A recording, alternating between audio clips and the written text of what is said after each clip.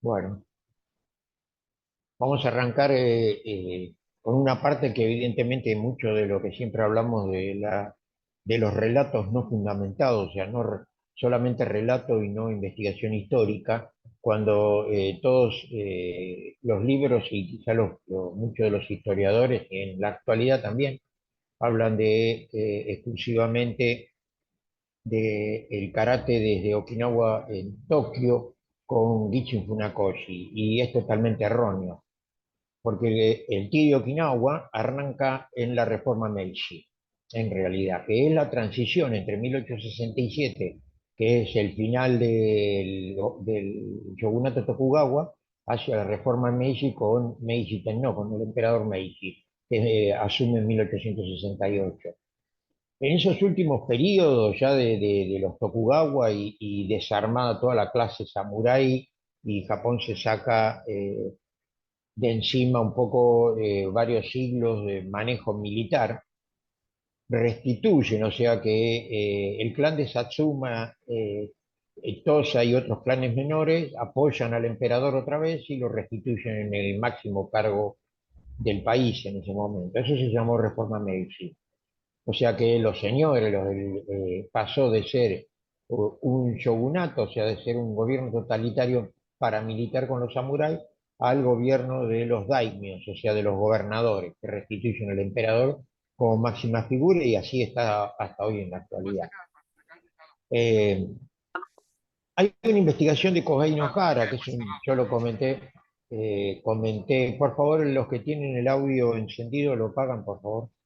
Eh, yo comenté que este licenciado en antropología eh, hizo una investigación bastante importante y bastante profunda porque aparte de ser un sensei de karate de décimo dan de Ryukyukan, de una escuela de Okinawa, es licenciado en antropología cultural de la Universidad Waseda.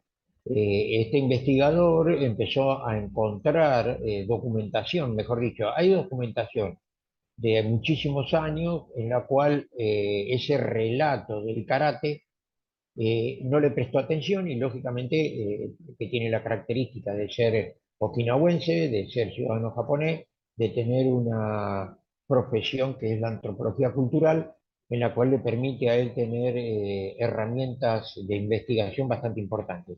Y él se basa en varios de los escritos y de las cosas que tienen que ver con esto de la reforma Meiji, donde él empezó a buscar ciertas menciones del ki.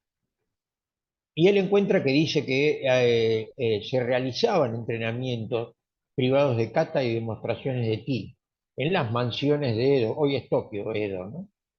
En ciertos salones de la ciudad, y estaban organizados por estos gobernadores feudales del Shimazu, sobre todo ellos. ¿Por qué? Porque eran los que, según las tierras, según el registro de tierra del Japón, el Shimazu era propietario de todas las islas al sur de Kagoshima, incluyendo la Okinawa hasta el final. Estos señores feudales, lógicamente, siempre estuvieron en Okinawa y siempre vieron al ki de Okinawa. Por lo tanto, que era muy común que en la corte o en estos lugares del Shimazu, estos gobernadores permitían que ciertos personajes o ciertas personas expertas en el ki transitaran sus salones culturales y mostraran esto. Se dio mucho, y hay mucho registro, Koei Nohara lo habla en su libro, que muchos Bushinoti, o sea, muchos guerreros del Ti, viajaban entre Ryukyu y el Yamato. Yamato es la parte superior del Japón, la isla grande. Pero generalmente tenía que ver, ese término era el que le daban los okinawenses a los japoneses del norte. Eh, Esta gente estaba invitada por los nobles del clan Shimazu, ¿sí? Que eran aficionados a las artes marciales. Los invitaban para hacer demostraciones o entrenamientos de kata que ellos luego imitaban, ¿no? Ellos copiaban un poco ese tipo de entrenamiento con kata, no un entrenamiento como lo conocemos hoy con la posición del damero, que después lo vamos a ver más adelante por qué sucede, sino que eran entrenamientos individuales, sobre todo basados en kata. Eh, Ahí muestra a las claras que una de las metodologías concretas del karate, o del ki en ese momento, era enseñarse a través de kata. O sea, había formas preestablecidas que se respetaban, y esas formas tácticas permitían los movimientos de defensa y ataque con las manos y algunas patadas, en su mayoría patadas frontales, casi no se veían en las patadas laterales o hacia atrás como tenían después las prácticas. Y se los invitaba a tener combates de Bojutsu también, ¿sí? Y enseñar los golpes de puños y patadas. No solamente en las salas de entrenamientos culturales de estos señores, sino en las salas de Kenjutsu, donde se practicaba el kendo, la práctica del esgrima, ¿sí? O en algunos casos como exhibiciones en las estaciones ferroviarias de Yosinkan y Bonotsu, en Kagoshima. Esos son los datos que aporta el licenciado Nohara Koei con respecto a esta funcionalidad. Estamos hablando que esto sucede entre 1867, la transición del shogunato a la nueva reforma Meiji, o sea, hacia el emperador Meiji. Y dentro de la misma ceremonia, el 23 de octubre de 1868, hay un escrito que Kohei Nohara lo publica también, y dice que en la residencia Kuroda, en el área de Kumigaseki, en Tokio, está documentado que dos maestros de Ryukyu, que fueron invitados a hacer demostraciones de una kata llamada Kusanko Odori. Kusanku, todos lo conocemos, los que pertenecen al mundo del Shorin-ryu lo conocen, ¿no? Inclusive Shotokan, Shinto-ryu, todos saben que es Kusanku. El término Odori es danza, en realidad. ¿Por qué? Porque en Okinawa estaba muy mezclado en la cultura de que la persona que hacía kata se dudaba si realmente estaba entrenando un arte marcial o estaba haciendo una danza. Siempre acompañado con música, lógicamente, y esto es lo que les permitía a ellos eh, que los japoneses en forma directa, o sea, el samurái que era el controlador del pueblo de Okinawa, no tuviese una certeza si realmente entrenaba como arte marcial o hacía una danza. Por eso lo de Kusan Kuodori siempre se mostraba a las katas como danzas, como partes de una danza. En esos informes hay ciertas conjeturas de quiénes fueron los artistas marciales, ¿sí? Que fueron los miembros de la delegación de Okinawa que asistió a la ceremonia de coronación del emperador Meiji. Lógicamente invitados, ¿no? ¿Por qué? Porque estaban bajo las órdenes del Shimazu y fueron invitados. ¿Quiénes eran estas personas? El audio, por favor. ¿Quiénes eran estas personas? En realidad, eh, según el listado, habían pertenecido lógicamente a la nobleza de Okinawa, ¿sí? Estábamos acá, perdón. Y en eso se habla de que estaba el príncipe Shotoku, que el término real de él era Shoken, el consejero de él, que era Ginoban Uekata, y el regente Qian Shofu. Qian Shofu Peichin, el oficial, Qian Shofu, era el regente, era después del rey, era el que emitía las órdenes y el que ordenaba la corte y las leyes dentro de Okinawa. Este señor, Qian Shofu, no era nada más ni nada menos que el padre de Qian Shotoku, el famoso karateca de la Sukunai Hayashi, era el padre. Estas tres personas participaron y dice que fueron los que hicieron esta kata de Kusaku Odori. No aclara quién de los tres lo hizo, pero quizás es muy factible que haya sido Ginawan Uekata o Qian Chofu. Uno de los dos lo hicieron, ¿sí? Porque ambos eran militares y los dos tenían esa posición detrás del rey de Okinawa. O sea que ya estamos hablando que el 23 de octubre de 1868, en la coronación del rey, del emperador Meiji, Mutsufito, eh, se ejecutó, sí, se ejecutó esta Kusan Kuodori, por lo tanto ellos estaban al tanto. O sea que la nobleza de Satsuma mostraba a la nobleza de Tokio y al emperador le estaba mostrando lo que tenían como culturalmente dentro de las tierras que ellos gobernaban. Es un dato bastante importante. Esto fue avanzando, lógicamente que fue pasando los tiempos, la reforma Meiji hace una profunda reforma, no solamente abolió todo el sistema samurái y le quitó toda prerrogativa de poder, lógicamente recluyó las armas de los samuráis, los dejó sin armas, y hace una reforma importante al estilo europeo. Esa reforma es reclutar ciudadanos para el servicio militar. Y eso es lo que ocurrió, ¿sí? En 1889, la Armada Imperial Japonesa acepta o recibe la orden de la reforma del gobierno Meiji y aplica el sistema de reclutamiento militar obligatorio. En Okinawa se presentan 50, o sea, se seleccionan 50 okinawenses a un examen físico y solamente 3 se aprobaron. No se olviden que Okinawa no solamente quedó subyugada, sino que casi todos sus negocios o su época de esplendor comercial ya habían quedado en manos del clan de Satsuma, por lo tanto la pobreza en el pueblo era bastante extrema. No se podía pretender de que estos 50 okinawenses que se presentaron al examen físico estuviesen en buenas condiciones de alimentación y en buenas condiciones físicas. Pero las 3 personas que sí aprobaron por el examen médico fueron Kenzo Yabo, Hanashiro Chomo y Kuden Kanyu, que eran los practicantes de Ti, alumnos de Itosu, ¿sí? Importantísimo esto. Sobre todo Yabu Kenzo y Chomo Hanashiro, 2 personas que le dieron bastante, aportaron muchas cosas al karate detrás de Itosu Sensei. Yabu Kenzo, queda muy claro, le decían el sargento, fue el que impuso la práctica del damero, que no fue una ocurrencia intelectual, sino que al ingresar a la Fuerza Armada o a la Fuerza Naval japonesa se practicaba en la cubierta de los barcos, y lógicamente que la formación era militar, y las formaciones militares siempre se entrenó, siempre se hicieron los movimientos desde la posición del damero. Eso es lo que después aporta Yao Kensu al enseñar karate en Okinawa, ¿sí? Y Hanashiro Chomo fue el que propuso, que lo van a ver más, creo que sí, lo vieron en el video anterior, la clase anterior hablamos de eso, fue el que hizo la propuesta de cambiar el término y ponerle el Q de vacío para que se llame karate, ¿sí? Kuden Kanyu no hay muchos datos sobre él, evidentemente murió en la formación de la Primera Guerra Mundial, no se sabe muy bien qué pasó.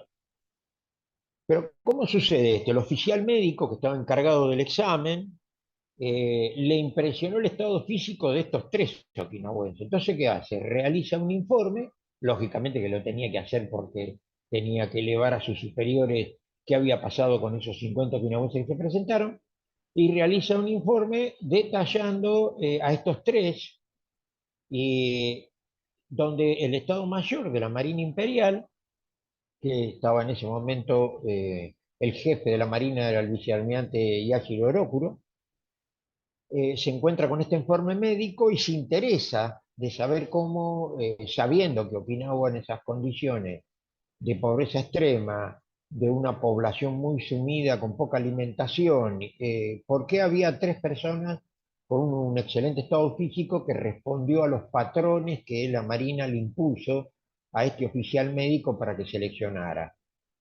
Este fue el interés que tuvo Yashiro Rokuro. Lógicamente que desconocía, porque no conocía Okinawa y desconocía que era el tipo que nunca lo había visto, ¿sí? Ahí juega el segundo vicealmirante, Kana, que era de origen okinawense, que es el que realmente informa, y es el que le da el formato a la Marina de cómo era el ti de Okinawa. Entonces, ¿qué pasó? Yashiro Rokuro, apoyado en la versión del médico, en el informe del médico y en las versiones de presentación que hace Ken Nakana, ordena que los marinos de los barcos de guerra que estaban estacionados en Okinawa aprendieran ti. Eso fue importante. Ahí es donde empieza e ingresa el ti como práctica dentro de la Marina Imperial japonesa. Lógicamente que fue pasando el tiempo, Japón se encontró con que hace una invasión sobre Corea, ataca Manchuria, empiezan los problemas con Rusia, viene la guerra ruso-japonesa, y este contraalmirante Kana, que ya oriendo de Okinawa ya se había retirado como militar, va a contribuir a la expansión del Ti de Okinawa, proponiendo una ley, propone un proyecto de ley en el Congreso Nacional japonés porque él integró lo que sería el Senado, o sea, la dieta nacional japonesa, representando a Okinawa y lógicamente al militarismo japonés. Esto era lógico. Entonces propone una ley de que se introduzca la práctica del ti en la Marina Imperial japonesa. Y hace una fundamentación de eso. Y él explica la situación internacional que estaba teniendo en ese momento Japón, no solamente de los países occidentales en las aguas japonesas, porque los japoneses ya habían invadido Corea y la proximidad con la guerra de Rusia, los rusos por el norte y los americanos e ingleses, franceses y holandeses por el sur del Pacífico. Entonces, ¿qué pasaba en ese momento? Dentro de la Marina Imperial japonesa existía lo que era la división del judo y del kendo. ¿Sí? Ahí tuvo mucho que ver Jigoro Kano, que era el presidente de esa división. Que se practicaba kendo y judo, la Marina Imperial japonesa practicaba kendo y judo. ¿Sí?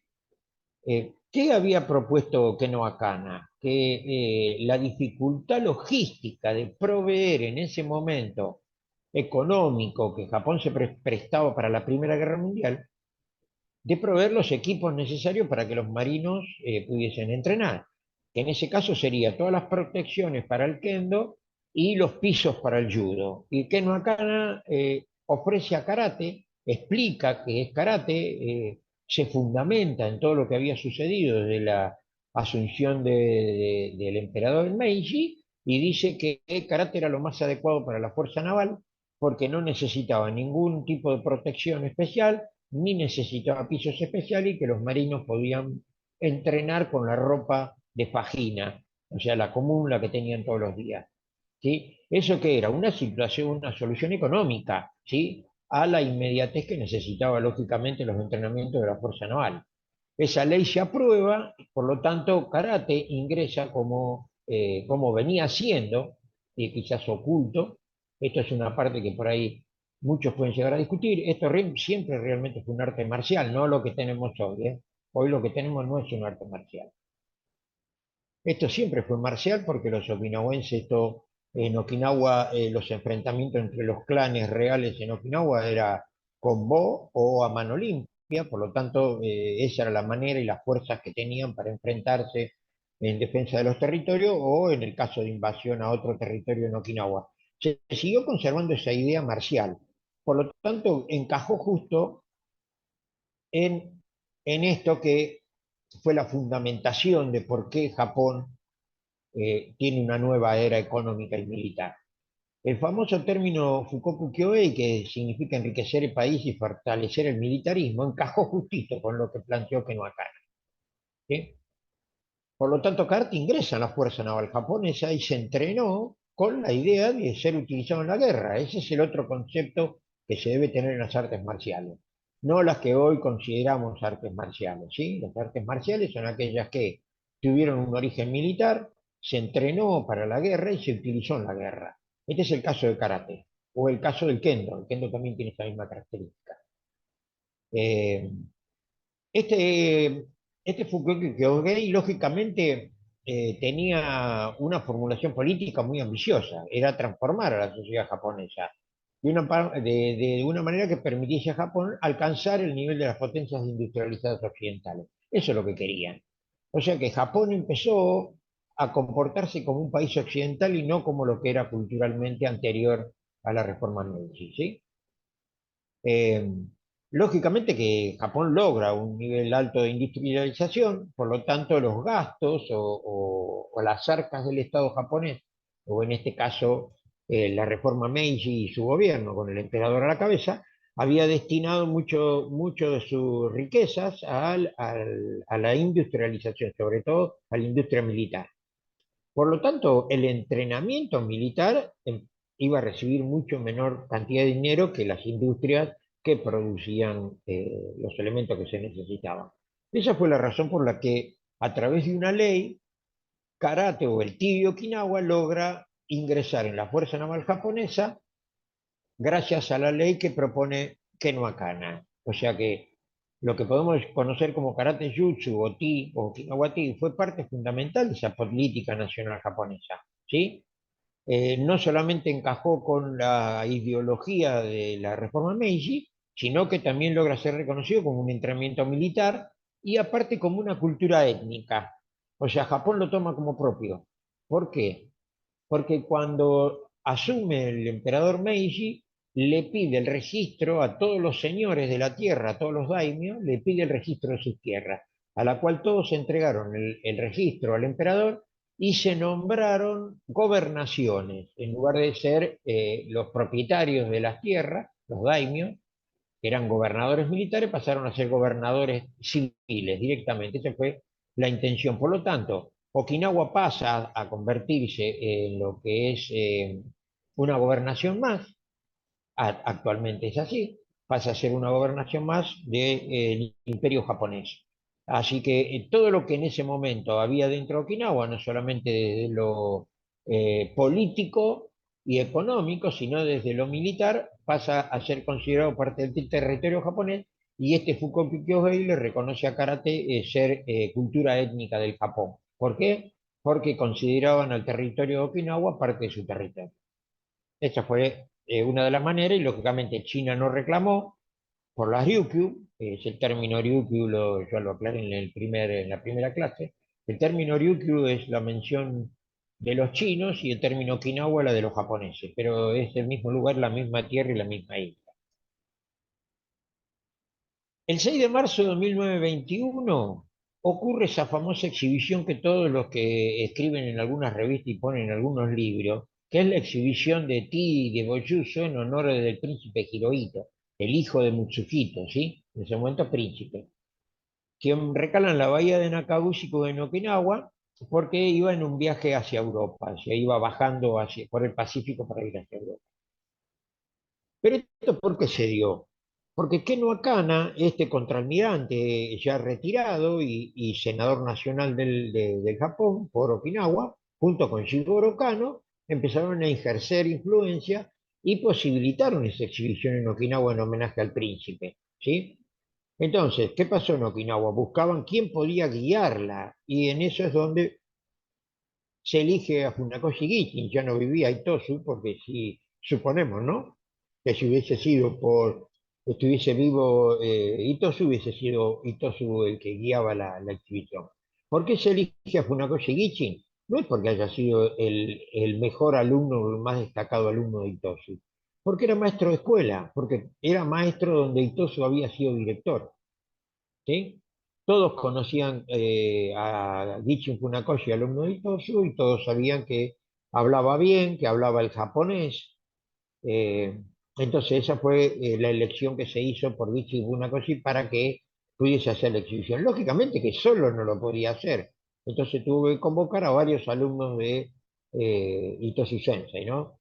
Esta fue esta exhibición de marzo de 1921. Pero estos dos señores, retengan estos nombres, Ken Wakana y Shigoro Kano, fueron muy importantes en la expansión, porque ellos son los que le permitieron al Okinawa Tea, posterior a esto de que ya la Marina Imperial Japonesa lo practicaba, de que ingresara en el sistema civil japonés, porque ya estaba en el sistema militar.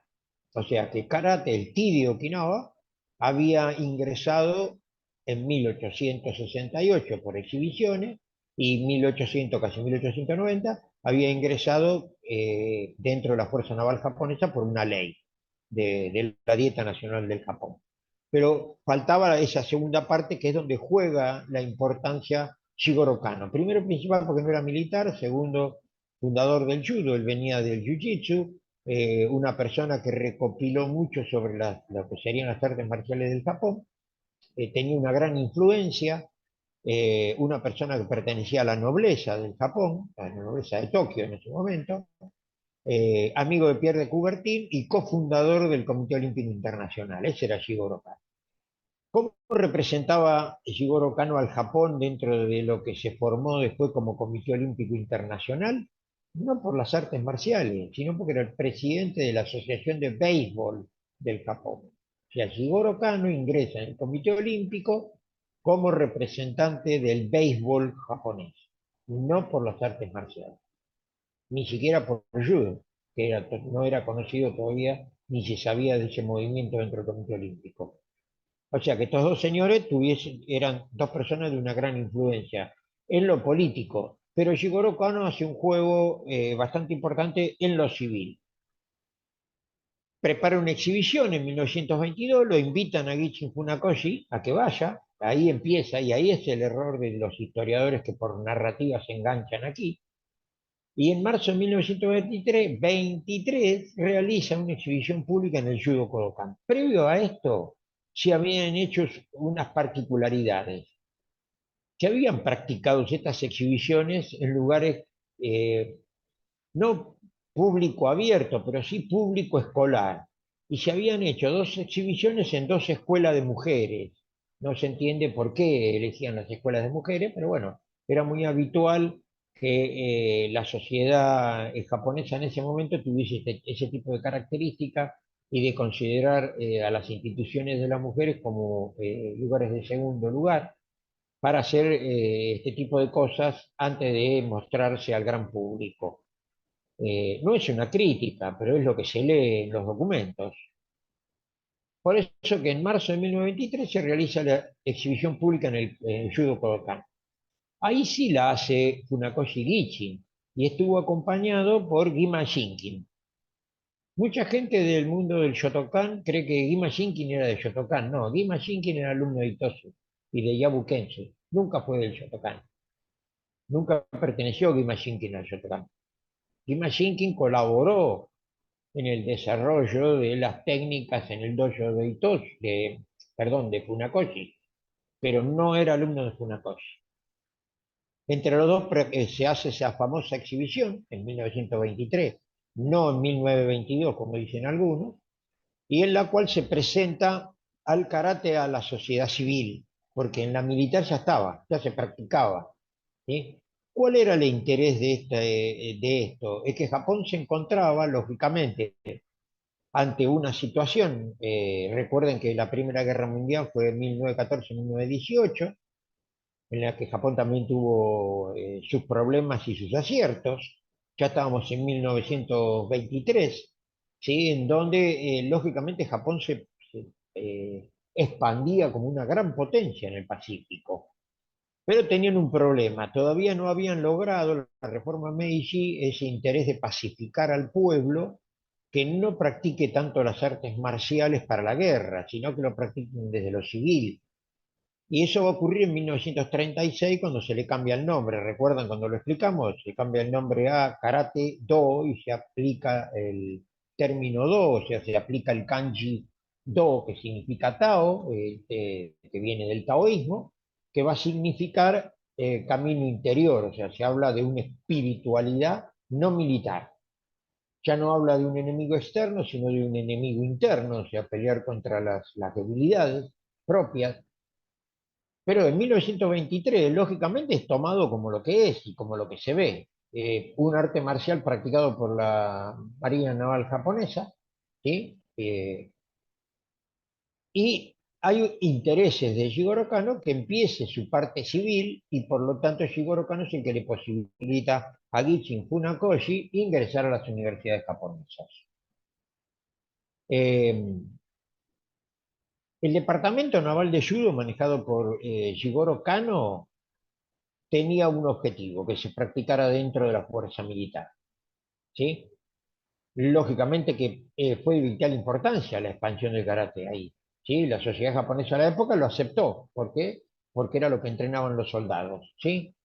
Pero tanto Keno Akana como Jigoro Kano hacían uso de esas relaciones sociales que tenía y la posición que tenía cada uno en lo político, ¿sí? Para producir esto de que el karate ingrese en las universidades del Japón. ¿Cómo ingresan esto? Y ahí es donde viene la propagación del ti, el tuidí. Todavía no estamos hablando, todavía no se llamaba karate. Todavía no había un acuerdo de llamarse karate.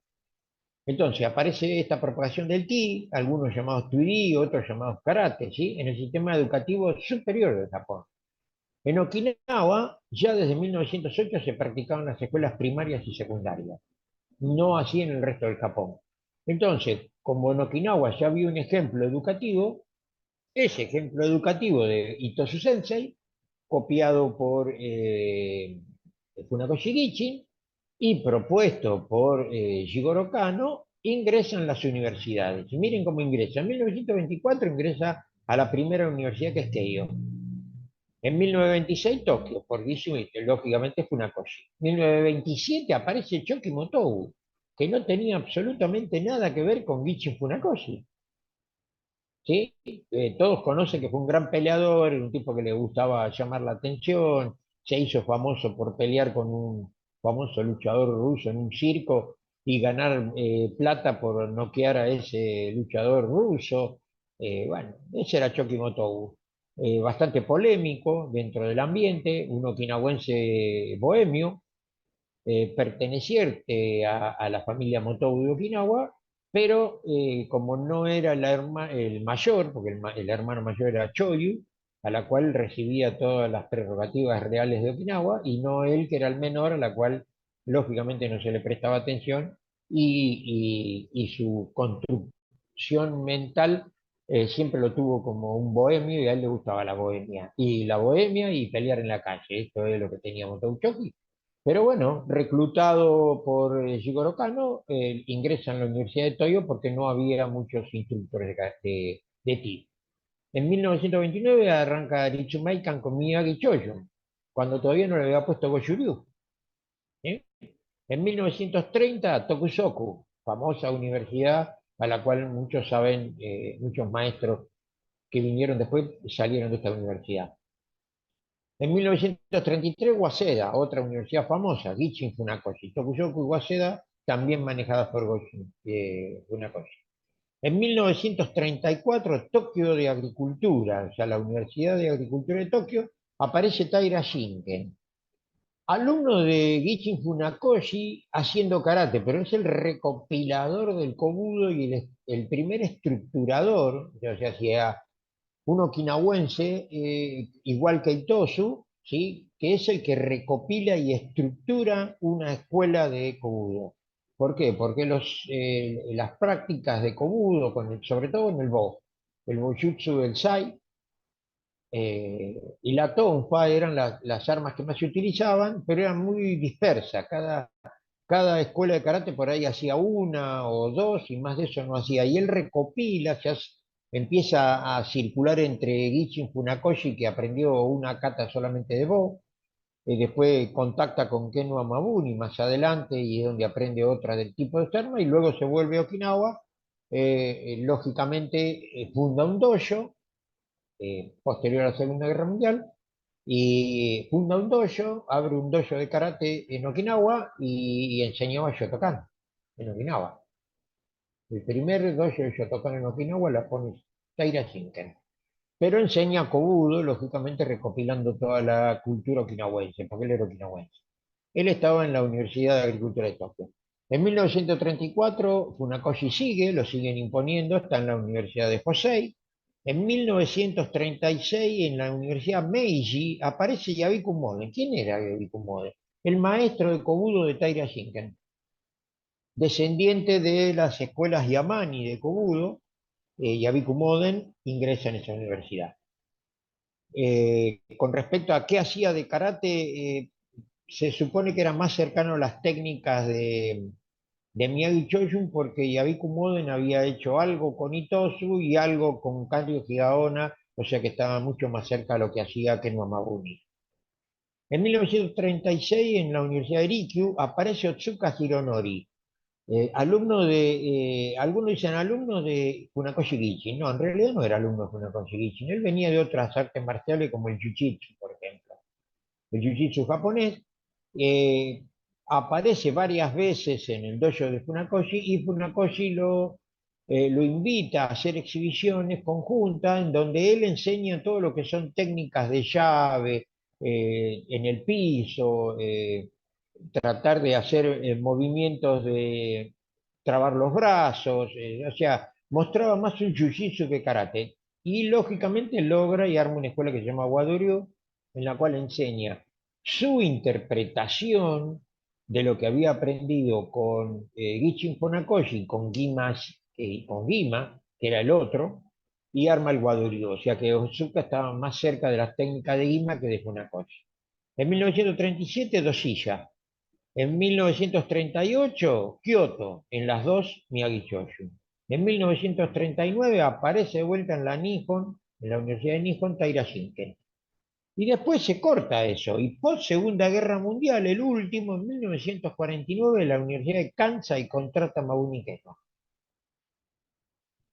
De esta manera ingresa el karate, o se extiende el karate de Okinawa, el Ti de Okinawa, se extiende por el territorio del Japón, a través de las universidades, no a través de las escuelas primarias y secundarias.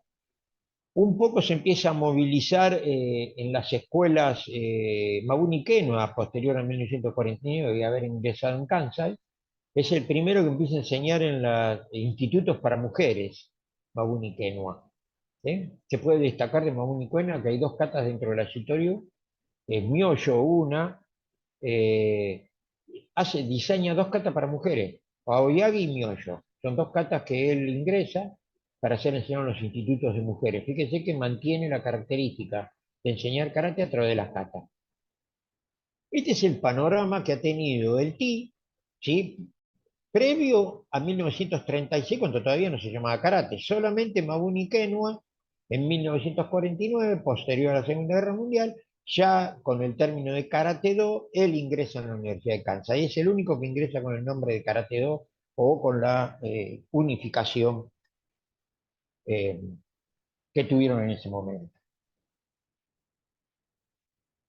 Posterior a la Segunda Guerra Mundial, lógicamente que después de 1949, no olvidemos que en 1945 Japón había sufrido dos bombas atómicas por parte de los norteamericanos, hablan de rendición incondicional del Japón, se le impone un gobierno militar norteamericano y lógicamente todo eso trae aparejado a cierta cultura japonesa militarista muchos problemas.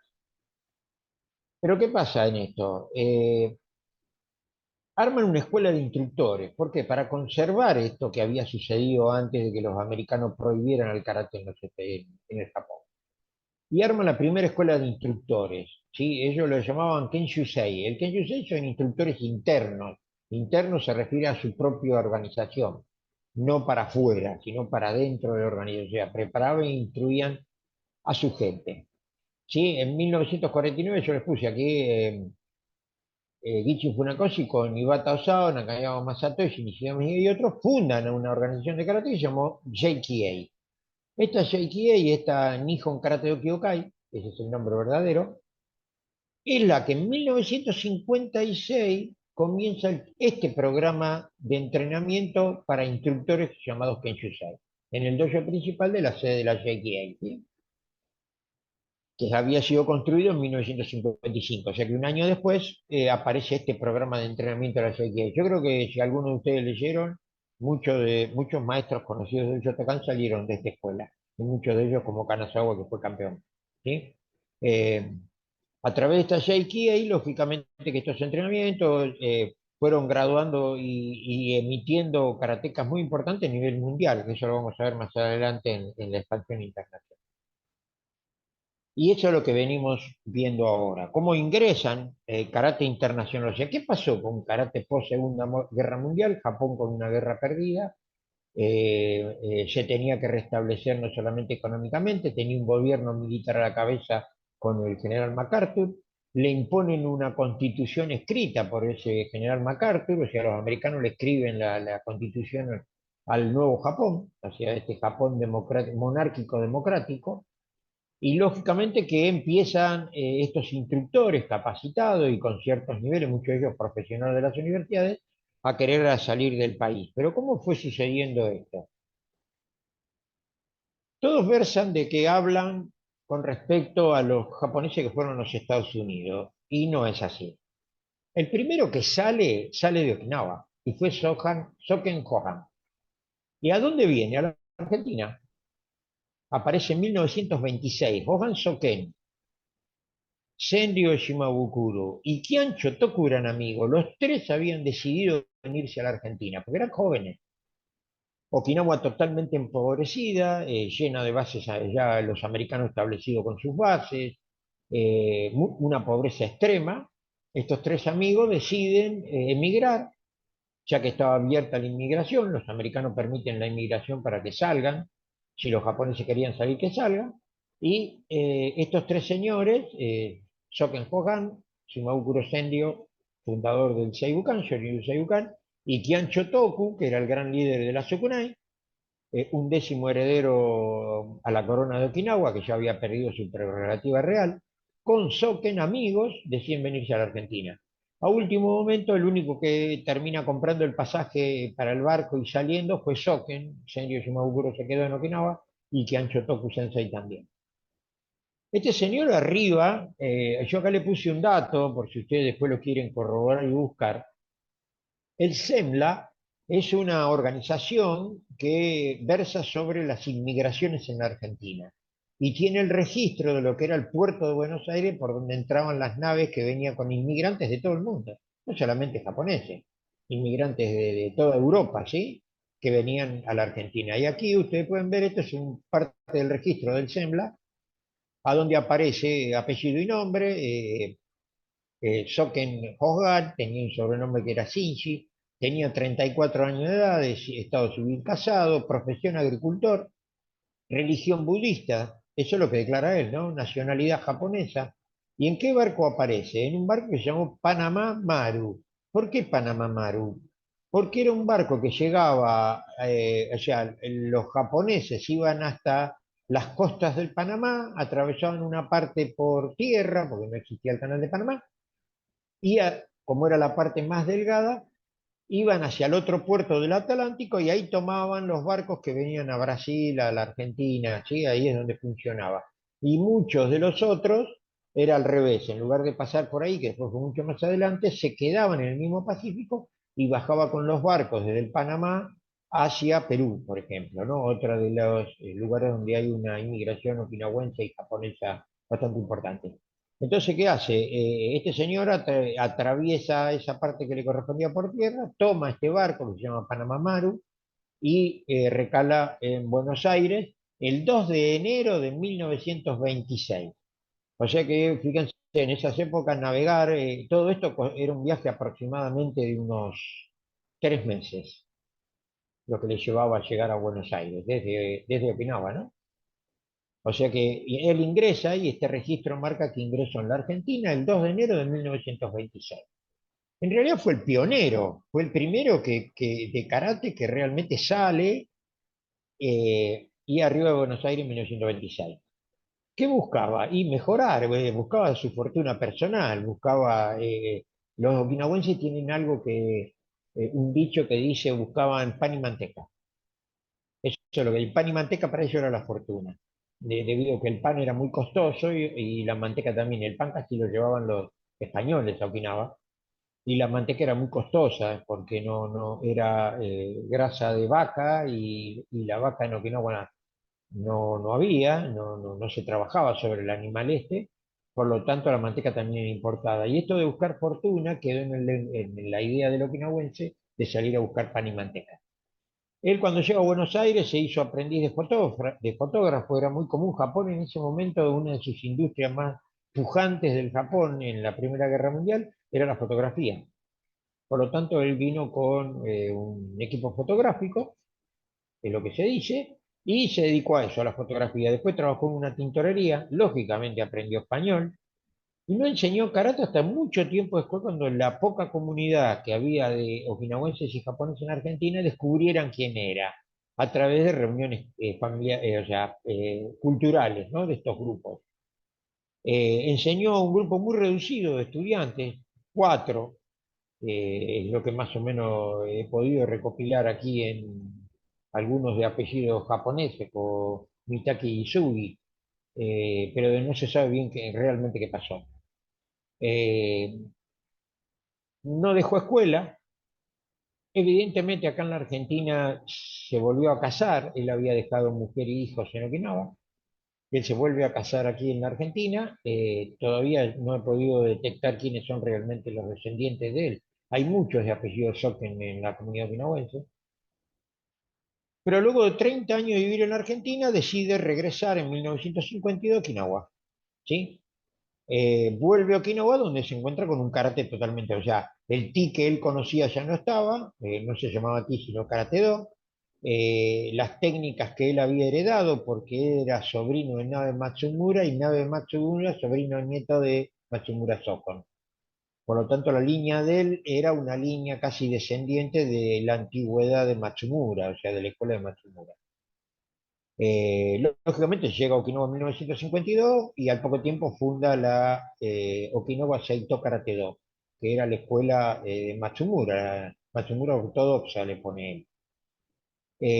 Se hace famoso en los Estados Unidos, sí, porque había un programa en Estados Unidos que llevaba Ripley, creacionó, Ripley era el nombre del conductor, creacionó y llevaba cosas exóticas, a donde cual lógicamente lo llevan a él, le pagan el pasaje, le pagan el estadía y lo presentan como el último samurái.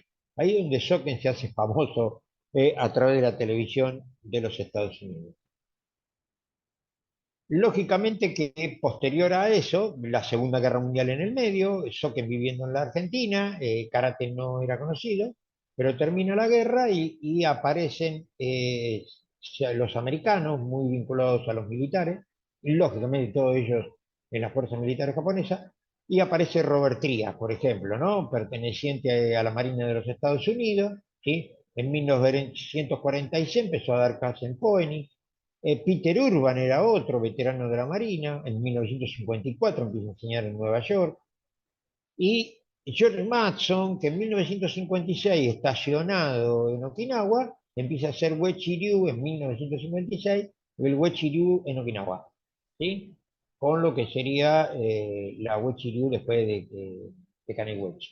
Estas son las tres personas que cuando emigran a los Estados Unidos, Mason muchos años después, lógicamente, son los que hacen una introducción verdadera del karate. O sea, no eran japoneses, eran occidentales, por lo tanto su mentalidad, su formación era occidental y no japonesa.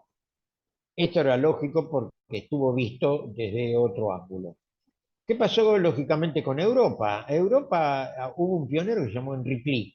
Henry Pli, francés, ¿sí? Había fundado en 1954 su propia escuela de artes marciales, donde enseñaba judo, karate, aikido y kendo. Él provenía del judo, había un vínculo de él un poco con Jigoro Kano. Se había interesado mucho por el aikido y el kendo, entonces él contrataba japoneses y los llevaba a su instituto, ¿sí? En París, a lo cual también llevó instructores de karate, a la cual él lógicamente ha practicado cada una de estas artes marciales, armó una escuela muy interesante de karate. Muchos maestros hoy, europeos de más alto rango y sobre todo franceses, fueron alumnos de Henry Lee.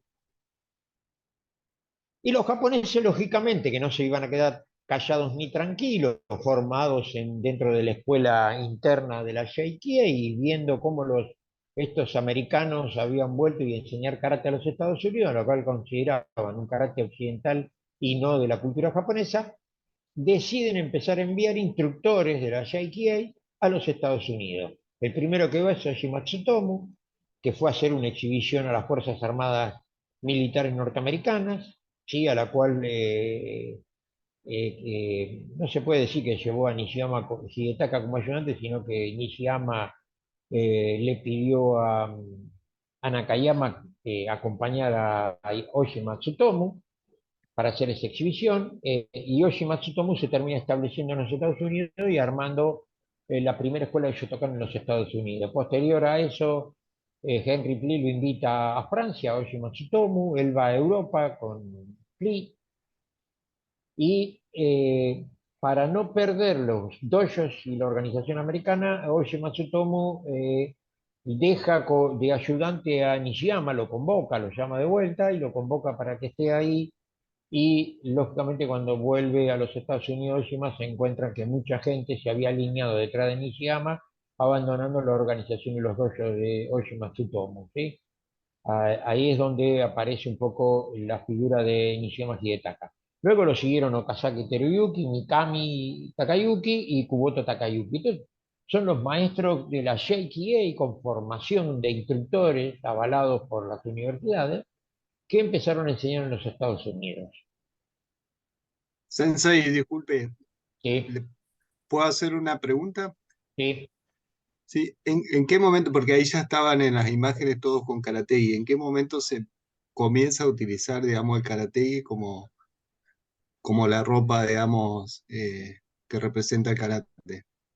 El karate fue acordado en 1936 cuando se le pone Karate Do. Se sugiere tener una vestimenta que le sea propia, que en realidad lo único que termina haciendo es copiando la vestimenta del judo, porque no se ponían de acuerdo qué tipo de ropa se utilizar.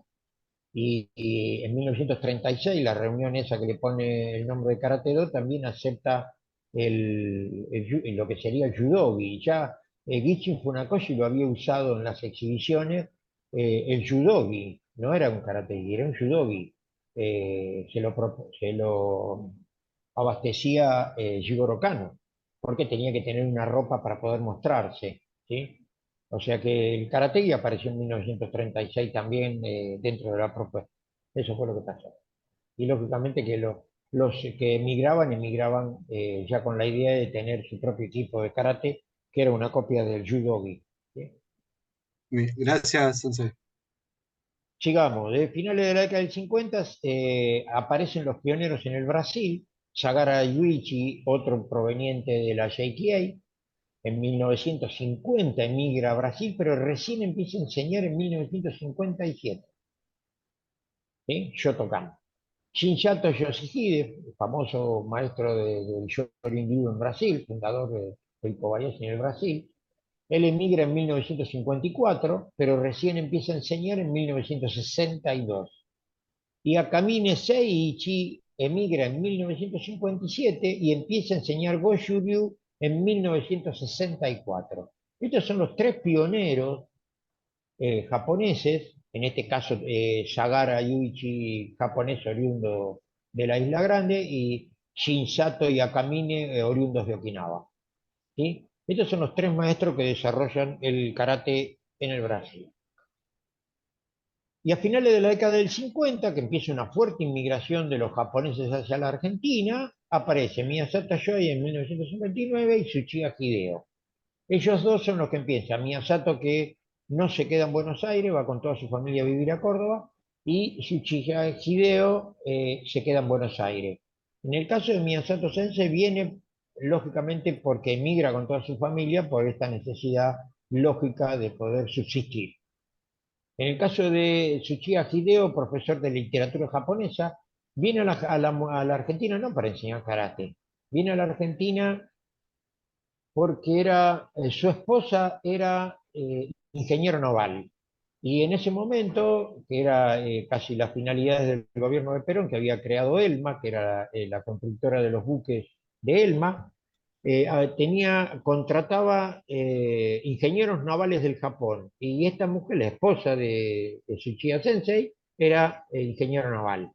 Por lo tanto, contratada por ELMA, viene a la Argentina. Y él viene acompañando a la esposa y se encuentra que en la Argentina eh, Yamamoto Sensei, que enseñaba judo, tenía un instituto y ve que había mucho interés por el karate, que había grupitos que querían saber por el tema de karate y le ofrece que Tsuchiya Hideo enseñase. Ahí es donde empieza él a enseñar, lógicamente.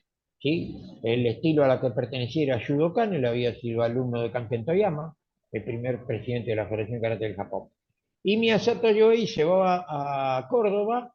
Lógicamente, como todo inmigrante, luego le venía una máquina de tintorería, pone una tintorería y empieza a enseñar, pero aparece haciendo unas exhibiciones. El 25 de mayo de 1959, una exhibición por la Fiesta Patria Argentina, invitada por la comunidad okinawense en Córdoba. Y a partir de ahí empieza a enseñarle a algunos hijos de los inmigrantes en la Argentina. El tercero en venirse es Hamamoto Isamu, en 1966 de Leito Tsukai, y en 1967 aparece Itaya Michisa de la Shotokan, que él viene expresamente sí para enseñar karate en la Argentina. No como en el caso de Isamu Hamamoto, que era un bohemio y siempre aclaró que a él le gustaba viajar, se tomó un barco y no sabía dónde iba y apareció en la Argentina. Y lógicamente le gustó y se quedó. Bueno, estos son los primeros pioneros en la Argentina, los maestros pioneros del karate en la Argentina. En Perú pasaba exactamente lo mismo, pero no había gente de karate que fuese hacia Perú. El primer instructor de karate en Perú fue enviado por la JKA, que es Kenji Kimura. en 1970. Y enseñaba gratis, esa era la característica que tenía. ¿Por qué enseñaba gratis? Porque él le pagaban, los honorarios docentes se lo pagaba la JTA, o sea, la Nippon Karate Ryokai. La asociación le pagaba el sueldo para que enseñara karate. O sea que Kenji Kimura fue expresamente a enseñar karate a Perú con un sueldo de la JTA, pagado por la JTA. Hay una segunda oleada en la Argentina, que es a partir de la década del 70. En esa oleada migratoria viene Akamine Shigeki de la Matsubayaki y Miyagi Kaoru, el introductor del Uechi-ryu en la Argentina. En el caso de Akamine Shigeki viene porque la familia Higa, que ya Oscar Higa, que había sido alumno de Italia, no estaba más en la Shotokan, y avalado por su padre, deciden pertenecer a la Matsubayashi porque Sensei Higa Shintatsu había practicado un poco con Nagamin Shoshin de la Matsubayashi y le pide representarlo, a la cual Nagamine le dice que la única manera de representarlo es que acepten un instructor que enviaba a él. Y ese instructor que envía es Akamine Shigehide, ¿sí? Viene, en ese momento Sensei Akamine viene para enseñar karate exclusivamente, pero con una doble misión porque él había sido estudiante de sociología en la Universidad de Ryukyu y un interés importante para hacer un trabajo sobre sociología en la sociedad argentina. Lógicamente termina haciendo karate, después se dividen, él sigue siendo el representante de la Matsubishi en la Argentina, todavía vive Sensei Akamine.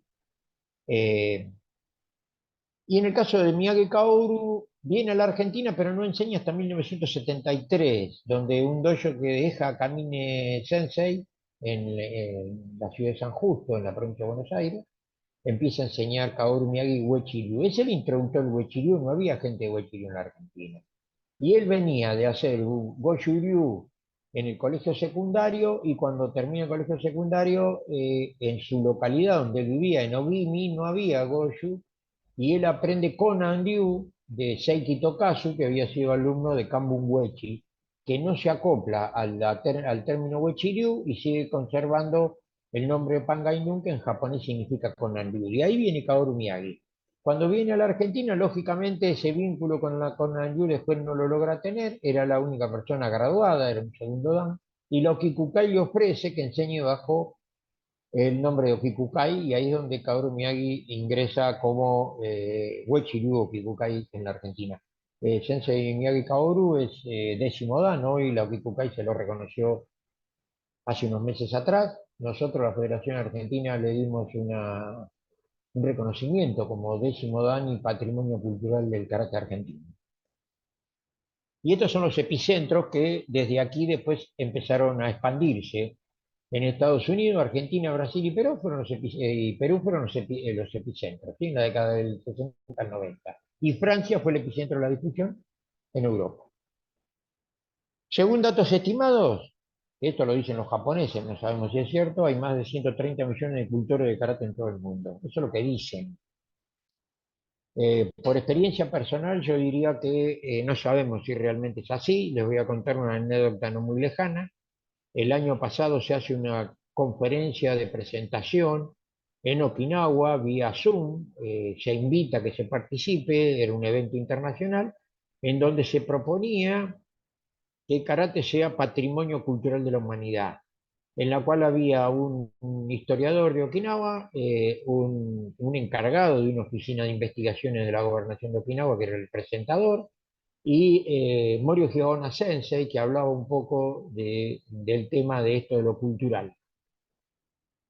Si nosotros tomamos en cuenta de que lo que dicen ellos, que hay 130 millones de cultores en todo el mundo, imagínense en una plataforma virtual donde el 10% o el 1%, no tomemos el 10, el 1% de esos 130 millones significan 1.300.000 personas mirando a través de una plataforma que hubiese hecho explotar la plataforma Zoom y que los medios de comunicación se hubiesen preguntado qué pasó que se cayó el Zoom, porque se hubiese caído todo el soporte que el Zoom podía tener si una sola reunión le reportaba 1.300.000 personas seguidoras de esta reunión. Bueno, tristemente yo fui uno de los que participó y éramos 151 personas. Por lo tanto, esto no es una verdad, no es una realidad, sigue siendo esto de que hablamos de lo que suponemos y no de lo que vale.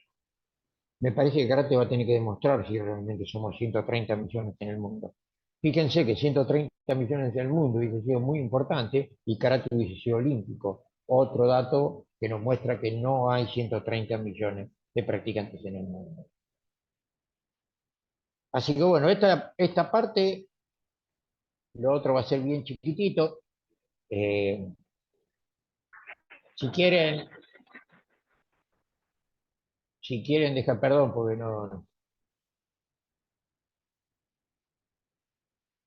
si quieren hacer una pregunta, si vemos las otras dos partes, y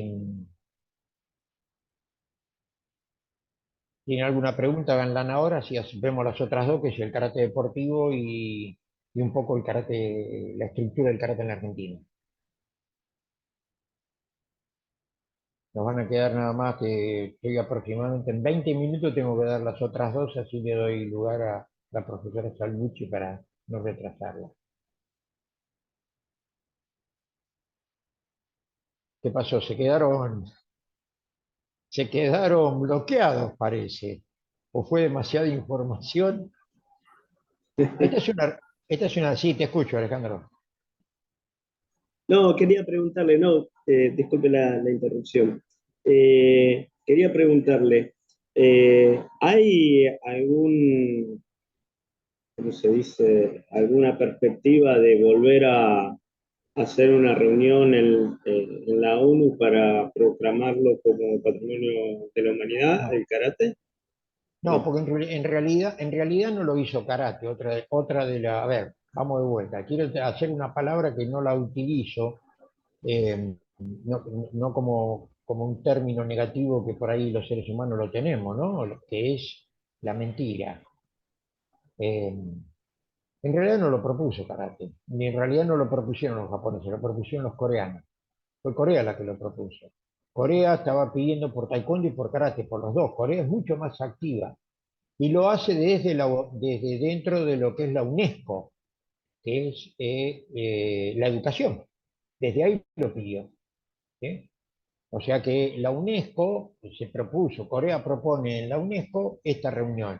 Entonces dividió los trabajos, por un lado hizo un trabajo con un equipo coreano para que el taekwondo sea reconocido Patrimonio Cultural de la Humanidad, y le dio a los okinawenses y al gobierno de Okinawa, o sea, a la prefectura de Okinawa, a la gobernación, le dio el lugar político para que ellos armaran la reunión de pedir de que karate sea Patrimonio Cultural de la Humanidad para la UNESCO, cosa que todavía no sucedió. El trámite se ve que es bastante largo, pero bueno, está demostrado que si 151 personas se sentaron a ver, creo que les quedó a las claras a ellos que no es el camino que realmente necesitaban recorrer, y me da a mí la sensación que no tienen interés, o sea, los maestros okinawenses todo esto no lo ven.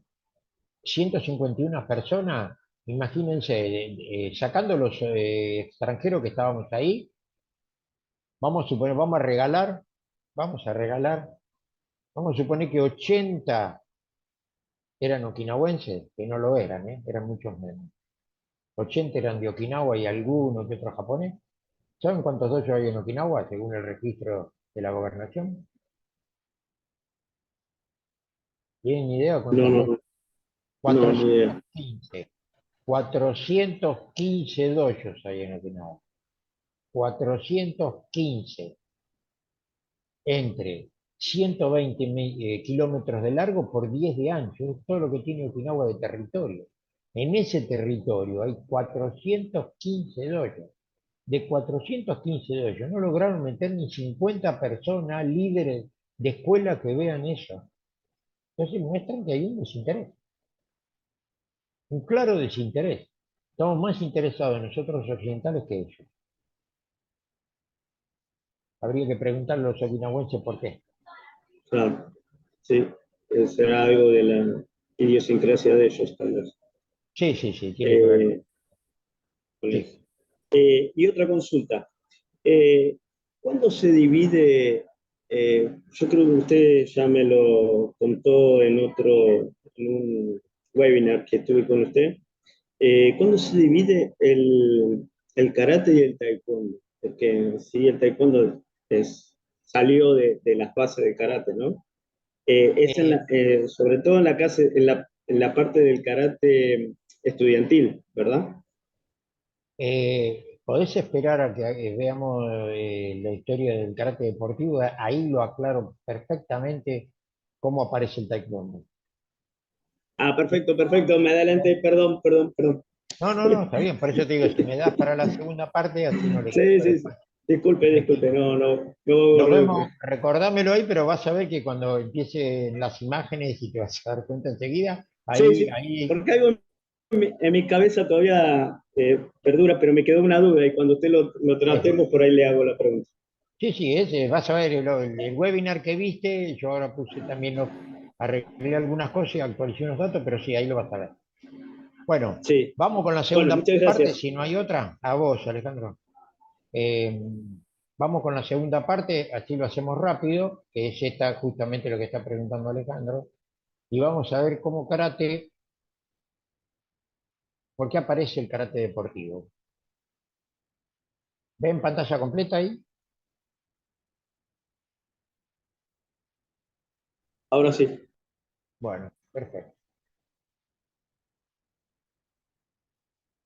Bien, No, vamos a perdón, arrancar. perdón, no está completa. Si bien- ahí, ahora sí. Ahora sí, Sí, sí. bien, vamos entonces. Vamos con respecto a lo que, perdón, antes de arrancar un poco, bueno, que mi mouse no quiere andar bien.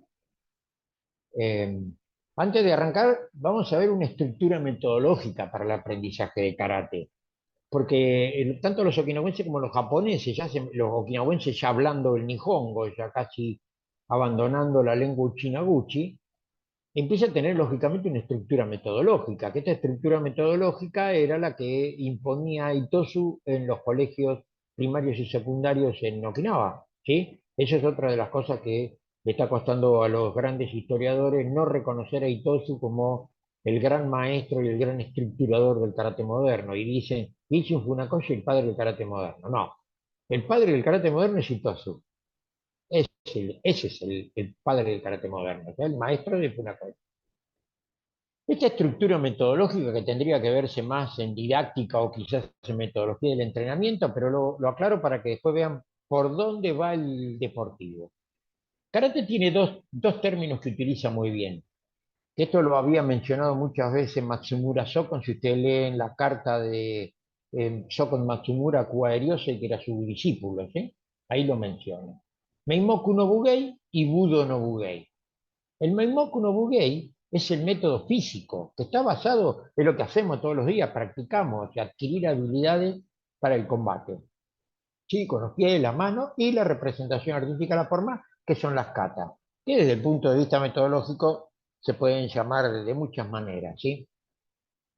Eh, el Budo no Bugei es un método intangible, ¿sí? Hace hincapié en la autodisciplina, actitud positiva, la consecución de una elevada moral.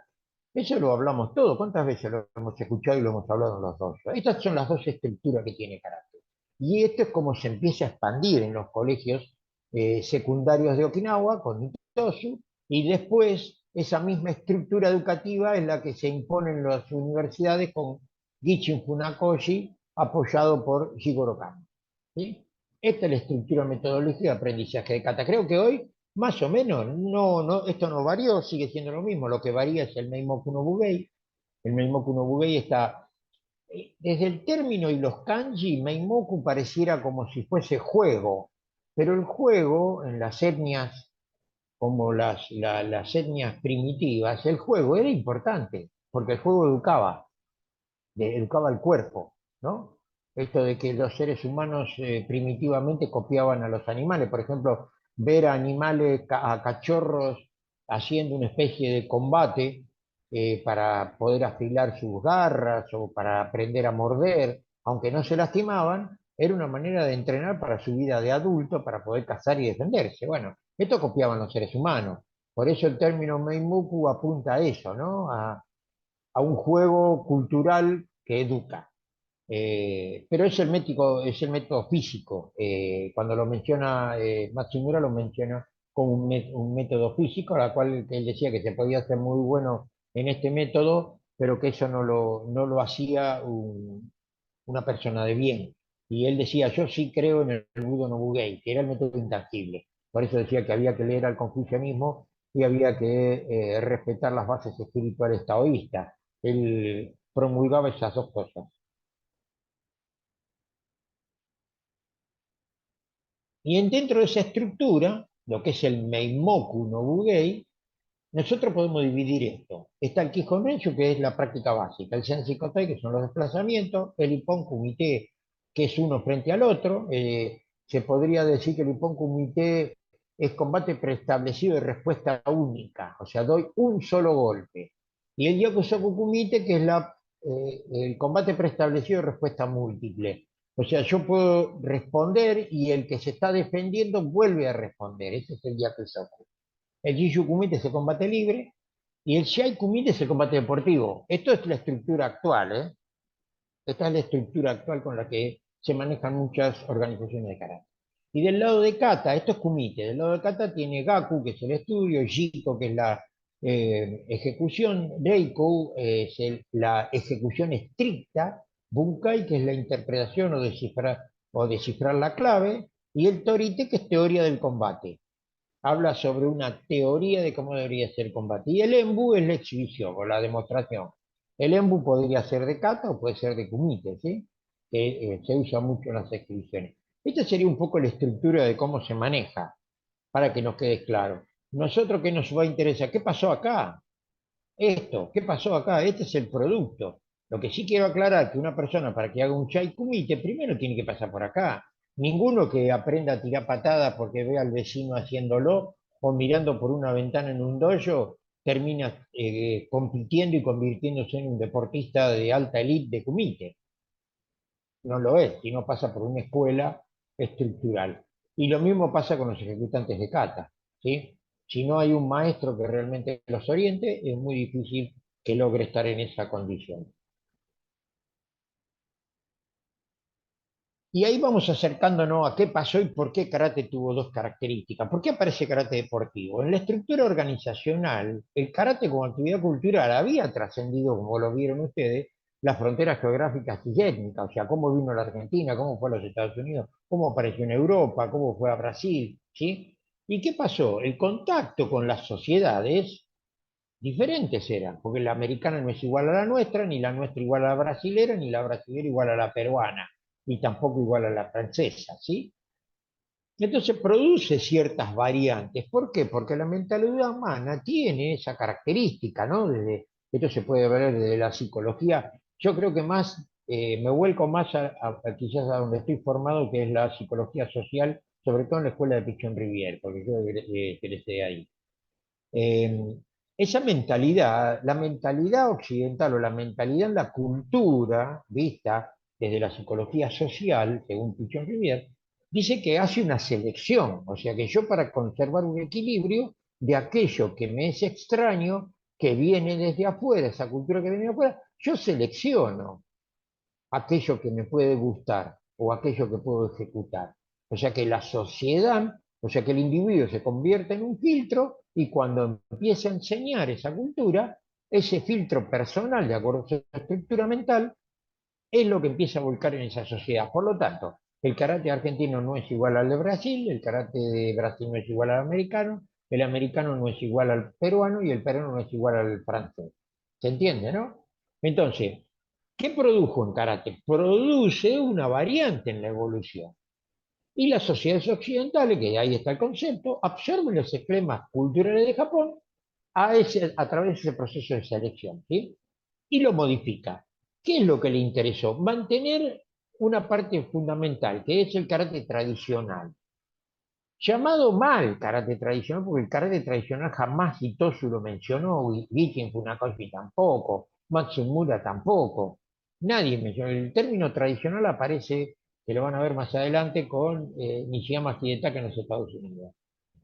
Pero nosotros podemos considerar a lo tradicional que es a Tiratsuki, Maigeri, Yokogeru, Shirogeri, y hacer ciertas katas que sí se parecen y a la cual los occidentales muchos hemos viajado para tratar de conservar un poco esa identidad de la kata. Eso sería un poco lo que sería lo tradicional, pero siempre desde la mentalidad occidental que tenemos. Seleccionamos, ¿sí? Y modificamos de acuerdo a nuestras condiciones. Entonces, ¿qué pasó? Las creencias y las costumbres de la sociedad, de tanto la japonesa como la occidental, empezaron a encontrar que necesitaban fusionarse. ¿Y dónde empiezan a fusionarse? Más en Europa, ¿sí? En una condición de igualdad, que empiezan a dar lugar al karate deportivo. ¿Quiénes fueron los primeros que empiezan a hacer una especie de deportividad de este karate? Los franceses, con los alemanes y los ingleses, ¿sí? No el Japón. Japón todavía no estaba recién saliendo de la Segunda Guerra Mundial, y lógicamente que en Japón había otra intención, todavía prevalecía, ahora lo vamos a ver, todavía prevalecía un poco el karate paramilitar, cosa que en Europa ya no. En Europa había selección de los elementos y había interés en que eso se convierta en un deporte, porque eran sociedades que empezaban a fomentar la educación física a través del deporte y la educación física en este caso reconocida a través del karate. Japón se encuentra en 1945, donde las fuerzas aliadas de ocupación, ¿sí?, prohíben la práctica de la enseñanza de artes marciales en todo el territorio del Japón, bajo la tutela de maestros japoneses. Fíjense, bajo la tutela de maestros japoneses.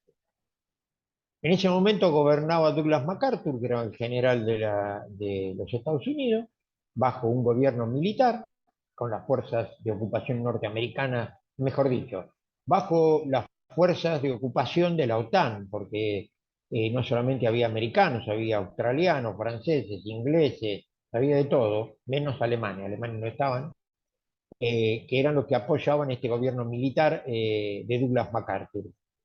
Y el emperador Hirohito, ¿sí?, que fue el que presentó la rendición.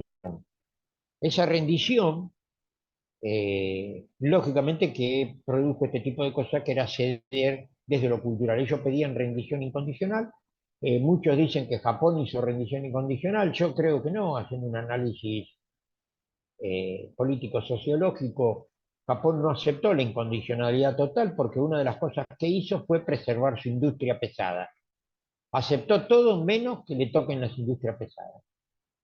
Por lo tanto, Japón, por eso después pudo renacer gracias a conservar la economía a través de esa industria pesada. Se le quitó la industria paramilitar, pero se le permitió, y Japón construía sus propios autos, cambia de sentido, Japón se circula por la izquierda para que no entren los autos americanos, fabrica autos para su propia población, empieza a fabricar electrodomésticos. Bueno, hay una serie de cosas que le permitió a Japón, y eso es a las claras de que no fue una rendición incondicional. La incondicional es bajo todo concepto.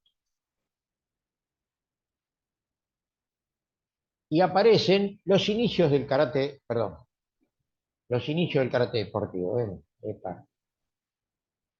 Había un grupo de alumnos de Kanken Toyama bajo la dirección de Kinjo Hiroshi, ¿sí? El dojo se llamaba Shudokan. Kanken Toyama había estado durante la Segunda Guerra Mundial, como fuerza de ocupación en Taiwán, japonesa. Él vuelve de esa ocupación, pero no empieza a enseñar directamente. Su dojo lo estaba manejando Kinjo Hiroshi, que era el alumno de él, y se encontró con que la fuerza, el gobierno militar norteamericano había impuesto esto de que no se podía enseñar. Kiyo Hiroshi se le ocurre una estrategia para poder seguir enseñando y propone a un miembro de su grupo de Judokan de nacionalidad coreana, porque había egresado de la Universidad de Takusaku, como director del dojo. ¿Por qué? Porque era coreano, no era japonés. Y a ese dojo le ponen Kambukan. Kambukan, en los kanji si lo miran, Kambukan significa la casa del arte marcial coreano. Kambukan. ¿Sí? Y nombran al doctor Yun Kui-byung como el director del dojo, pero el que enseñaba realmente era Kinjo Hiroshi, que se mostraba como alumno de Hua Byung, ¿sí? Se mostraba como alumno para que la fuerza norteamericana dijera, no, bueno, enseño un coreano, es otra cosa. Como es coreano, y estaban los norteamericanos ayudando a restablecer el Estado coreano que los japoneses habían usurpado desde lo político y lo militar, entonces aceptan a que haya coreanos enseñando, como diciendo, bueno, está bien, coreano no es problema porque no es japonés, no tiene la mentalidad de paramilitar japonesa. Y eso es lo que ocurre. O sea, aparece este dojo Kanbukan manejado por este señor, este doctor coreano, Kinjo Hiroshi, que era el alumno de Kanken Toyama, maneja la parte técnica. Y aquí es donde aparece, ahí va la respuesta para Alejandro. Kanken Toyama había tenido este alumno que se llama Gekayun, que el Gekayun era el término que le daban los japoneses, en realidad el nombre coreano era Yun Kyubyun, que manejaba o que estaba al frente del Kanbukan, que era el salón marcial coreano, ¿sí? Y Gichin Funakoshi tiene un alumno que se llama Chun Sang-soo, que es el fundador del Jidoquan en Corea cuando emigra. Cuando termina la Segunda Guerra Mundial, ellos emigran, sobre todo este señor, Chun Sang-soo, que emigra y funda la escuela Jidoquan. La Jidoquan que después se convirtió en Taekwondo, ¿sí? Fue el precursor. Por lo tanto, ¿qué enseñaba? Shotokan. ¿Está clarito? Enseñaba Shotokan. El Taekwondo es un descendiente del Shotokan bajo la mentalidad selectiva de un coreano. Por eso le expliqué desde lo que es la psicología social cuando dice que un individuo tiene una mentalidad de acuerdo a su estructura mental, de donde nació y la cultura que lo rodeó mientras se desarrolló. Este señor, lógicamente, egresa de una universidad japonesa, donde estaba Gichin Funakoshi, egresa como profesional, pero su estructura mental era coreana. Él había crecido en Corea, había estudiado sus estudios secundarios en Corea, por lo tanto él tenía una cultura coreana y todo lo que hizo fue seleccionar del Shotokan y amalgamarse con lo poco que habría de arte marcial no muy fundamentado del Taekwondo. Y en el caso de Yun Kyu-byung, emigró muchos años después de Sang-soo, y tuvo ciertos problemas con algunos coreanos, a los cuales en un principio sí lo aceptaron, y luego estuvo en la fundación de lo que se llamó Taekwondo, y por último fue segregado por los grupos de Taekwondo porque lo consideraban pro-japonés. O sea, tuvo un problema cultural bastante grave. Pero ¿qué pasa? Este grupo llamado Kanbukan, con el paso del tiempo, se convierte en Erenbukan. Cambia el nombre de Kanbukan por el de Erenbukan. Ellos fueron los primeros en practicar Bogu Kumite. ¿Qué hacían? Kumite con una protección que se usaba en ese tiempo del kendo. Con guantes en las manos, un casco en la cabeza y la pechera, con tibiales, como ven ahí. El Bogu Kumite tiene un primer torneo organizado por esta Renbukan en 1954. El primer intento de karate deportivo pro-militar. Pro-militar, no civil, pro-militar. El Bogu Kumite.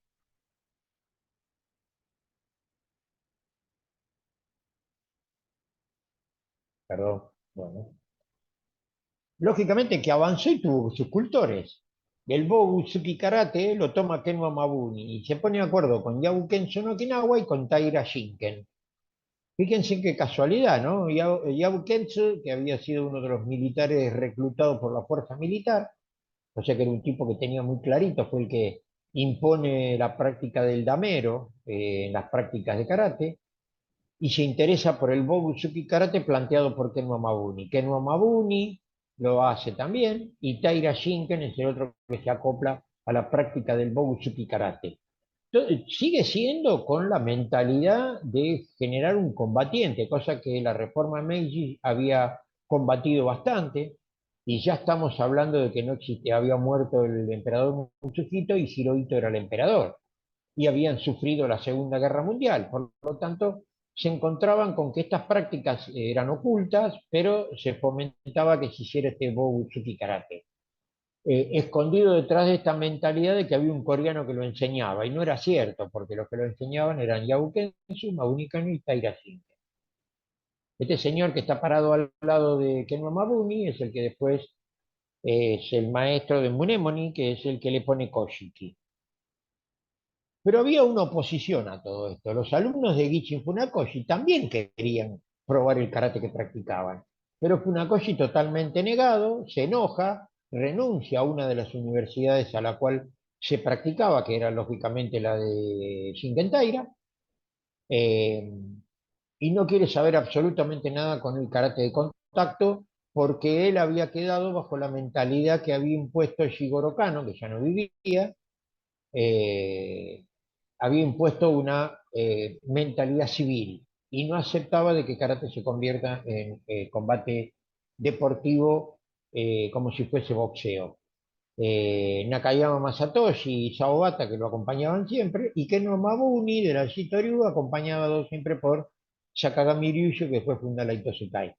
Estos eran los dos grupos. Un grupo, en el caso de Mabuni, fomentando el Bogutsuki Karate, que era el karate de contacto con protecciones, y el Shiai Kumite, que proponían desde los grupos de Nakayama Masatoshi, apoyados por Isao Bata económicamente, para que se haga el Shiai Kumite. Pero ¿cómo aparece el Shiai Kumite? Fíjense, primero aparece Sawayama Munemoni, Dai Nippon Kenpo, que ni siquiera karate, que practica con estos alumnos y con Ken Mabuni, y él hace a ese karate que aprende con Ken Mabuni sin importar las katas, y haciendo algo de lo que él decía Dai Nippon Kenpo, y lo convierte en Koshiki Karate, que es lo que hay hoy en la actualidad. Hay una Federación Internacional de Koshiki Karate, y sigue haciendo esto. Acá yo les pongo, fíjense que acá tienen un equipamiento moderno del Koshiki Karate. Son reglas de pugilismo, con guantes y protecciones en la cabeza y en el pecho, y es de contacto. Por lo tanto, el primer sistema deportivo, se podría decir, militar, es el Koshiki Karate, con el Bogusuki Karate como pionero, de Kenwa Mabuni, Kentsuyabu y Shingentai. El Shiai Kumite lo propone Oji Matsutomo. Fíjense, en uno de los que migra a los Estados Unidos, empieza a vivir y a ver una sociedad diferente, a ver deportes diferentes. Ahora van a ver por qué toman esta característica. El judo ya había empezado a tener ciertas ideas de querer estar en los Juegos Olímpicos. ¿Y entonces qué hace? Oji Matsutomo propone esto de copiar el modelo del judo, con 4 árbitros en una esquina y un árbitro central, y extrapolan la característica de dar los puntajes del judo para convertirlo en karate. O sea, clasifican las técnicas de karate de acuerdo a que si era un koku, un wasari o un nippon. Y así aparece este Shiai Kumite, que lo empiezan a practicar en algunas universidades japonesas de la mano de Oshima Sensei. El primer torneo que organiza lo hace la Shaikiei en 1957. Fíjense que 4 años antes la gente del Bogusuki Karate ya había hecho, la gente de la Renbukai, o sea, ese salón coreano, habían hecho un torneo, ¿no? O sea que la Shaikiei no fue la primera en hacer torneo, sino que lo hicieron ellos en 1954. Pero bueno, en 1957 se hace el primer torneo de Kata y Kumite, el que gana conocido y famoso sensei Kanagawa Hirokazu en Kumite y Soji Hiroshi gana en kata. Estos son los primeros torneos de Shiai Kumite. Pero ¿qué pasa? Viene en la gran fuerza de los Juegos Olímpicos de 1964. Acá está la piedra fundamental del karate deportivo, en los Juegos Olímpicos de 1964. No porque haya participado, porque todas estas personas que fomentaban diferentes modos de hacer karate vivieron los Juegos Olímpicos 64 de la mano de Jigoro Kano, el gran precursor. Él no lo logra ver porque fallece Jigoro Kano antes de los Juegos. ¿Qué tuvieron los Juegos Olímpicos? Japón quería restablecerse ante el mundo como un país moderno y un país pacífico. Por eso en los Juegos Olímpicos se hacen en Tokio, es aceptado, Jigoro Kano lo propone, trabajó para ello, y se le da a Tokio en 1964 la organización de los Juegos. ¿Qué marcaron estos Juegos? Fueron muy importantes. ¿Por qué? Fíjense, porque lo que nosotros hoy lo vemos como algo sencillito y que hoy lo vemos en los celulares y en todo, llamados muy comúnmente por los japoneses como emoji y los occidentales como emoticones, aparecen en los Juegos Olímpicos. Fueron diseñados para los Juegos Olímpicos. El diseñador fue un dibujante japonés, que después fue famoso dibujante del manga, que dice que toda sociedad en el mundo no necesita una escritura para darse cuenta qué es lo que se quiere expresar, y él dice que las personas en el mundo reconocen figuras. Entonces se lo contrata para que haga la figura en Japón, porque Japón hablaba japonés y nadie más hablaba en el mundo, y porque las escrituras estaban en kanji con interpretación japonesa y nadie en el mundo tiene kanji. Él diseña estos emoticos, estos emojis, para cada uno de los juegos que iba a haber en los Juegos Olímpicos de Tokio 64. Y a partir de ahí aparecieron los emojis en todos los Juegos Olímpicos aceptados. Otra cosa aparecen los emblemas, los escudos bordados. Antes no se usaban al 64. Tokio logra imponer los escudos bordados. Aparece la filatelía, o sea, a través de las estampillas. Antes de esto no había, los Juegos Olímpicos del 64 en Tokio emiten estampillas y emiten moneda. ¿Sí? Estas son las cuatro cosas que se destacan en los Juegos Olímpicos del 64, lógicamente conocidos como Juegos de la Modernidad. Esto es lo que vieron estas personas del karate y se envalentonaron porque el judo estaba como juego invitado, en el cual la máxima figura del judo en ganar una medalla de oro no fue un japonés sino un holandés, Anton Genshin. ¿Sí? Pero vieron cómo se desarrollaron los juegos y ahí donde empieza la fuerza de las organizaciones de karate de querer ser olímpico, a partir de 1964. Shigeru Kano no logró ver esto, solamente había judo masculino, ¿sí? Como el nuevo deporte olímpico, a partir de ahí el judo permanece hasta el día de hoy como deporte olímpico, y Anton Gesing, el gran holandés, como el ganador de los pesos pesados del judo y muy recordado en los Juegos Olímpicos. Hasta aquí, esto es lo que estaban viendo la gente del mundo del karate, o los líderes del mundo del karate manejando sus dojo organizaciones. Lógicamente que estas facciones y sus líderes se entusiasmaron con esta idea fundamental de convertir el karate olímpico. Entonces, para dar sustento, ¿qué hicieron? Vamos a formar, dijeron, una federación, una única federación de karate del Japón. Entonces, la Nihon Karate Kyokai, llamada JKI, la Goju-Kai con el gato Yamaguchi, la Wado-Kai, la asociación de Otsuka, la Shito-Kai de Mabuni y la Renbu-Kai, que habíamos nombrado en ese momento que hacía los torneos de karate de contacto, sumado a la Federación de Karate de los colegios del Japón, de la Fuerza de Defensa de Japón y de los trabajadores, fundan la Sen Nihon Karate Vermei, la Federación de Karate de todo el Japón. ¿Sí? Eligen a su primer presidente, que es Takagi Fusajiro, de la Universidad de Keio.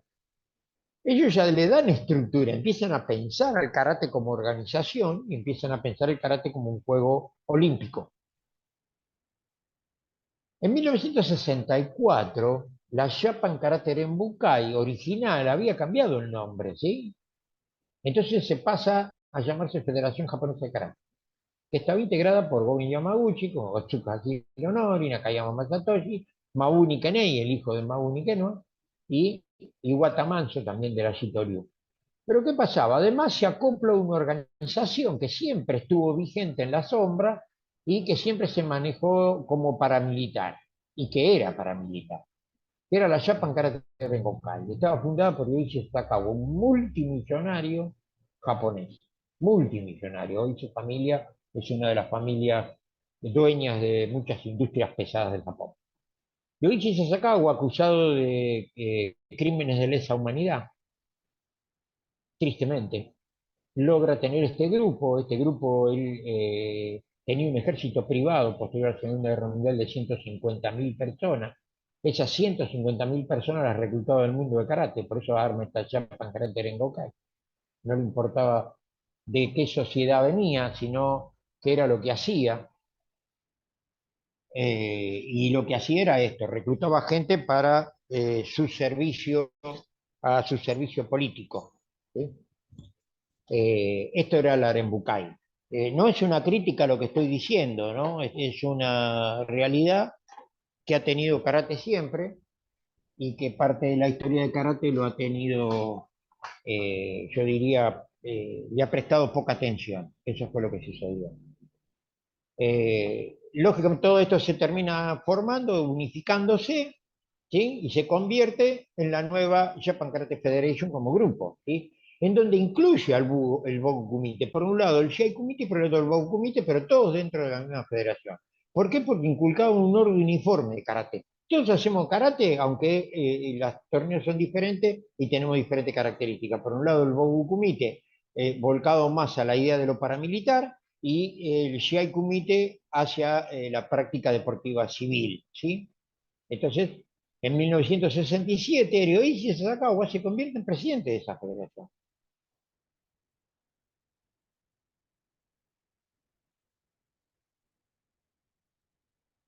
En 1965, Francia, Alemania y Bélgica, estamos hablando ya del otro continente, España, Italia, Suiza y Reino Unido, dan fundación a la Unión Europea de Karate. Miren qué casualidad.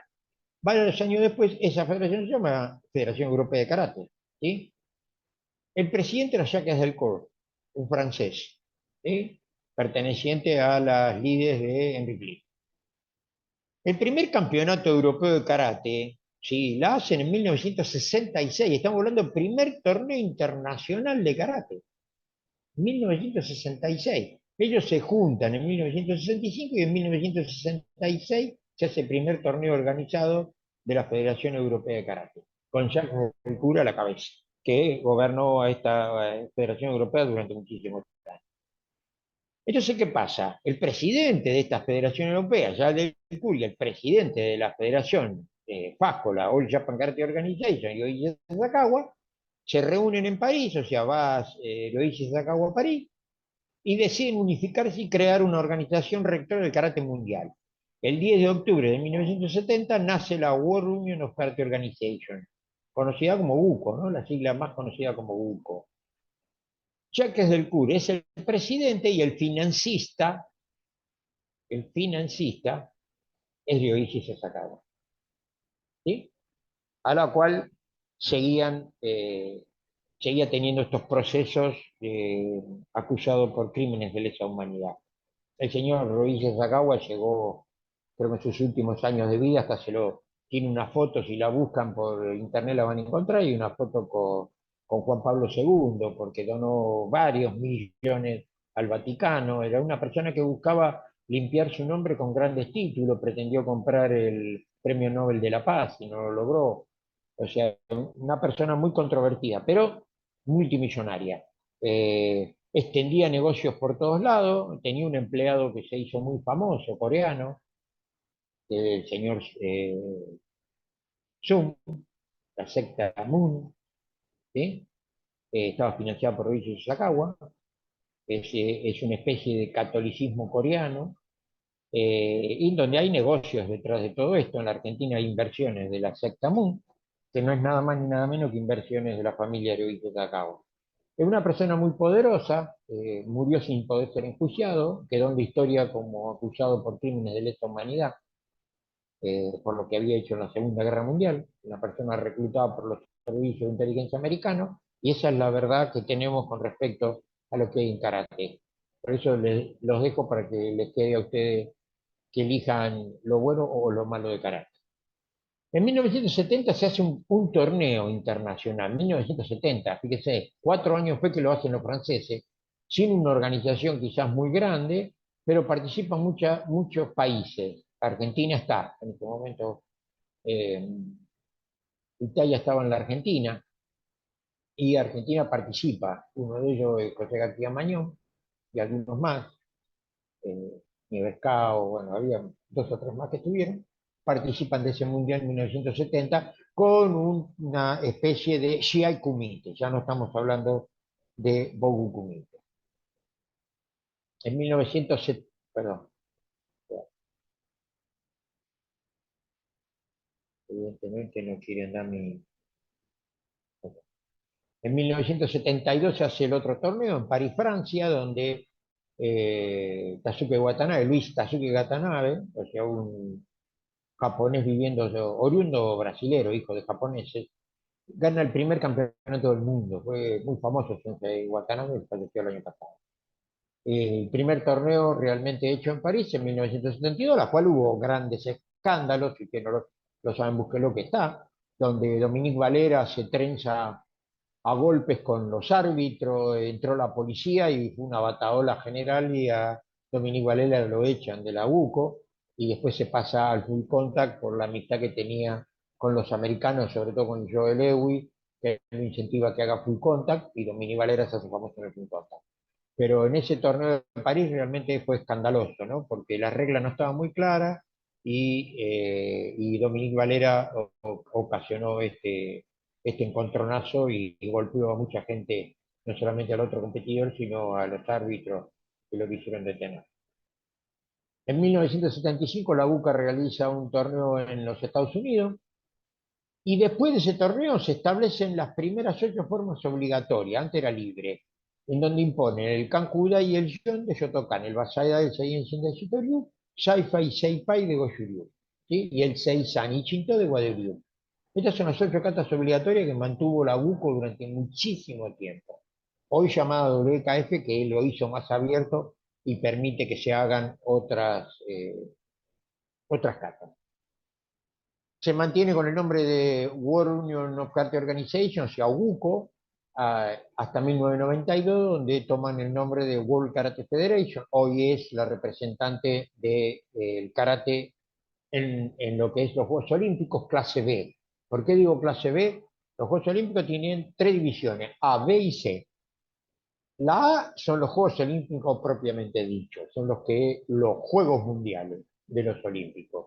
Clase B, los continentales, o sea que hay Juegos Panamericanos, Juegos Europeos, Juegos Asiáticos. Y después están los clase C, que son los regionales. Por ejemplo, en el caso nuestro, serían los sudamericanos. ¿Sí? Eh, Esos son regionales. Eso es clase C. Karate es clase B. Se hace hasta los panamericanos. ¿Sí? Hay Juegos Olímpicos Panamericanos. Más de ahí, karate solamente participó como invitado, pero bueno, ahora al no estar en París, no se revalida el lugar dentro de los Juegos, sigue siendo clase B.